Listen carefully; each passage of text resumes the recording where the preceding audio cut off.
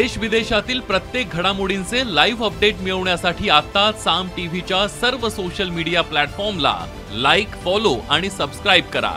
तसंच सर्व नोटिफिकेशनसाठी bell icon press करायला विसरू नका।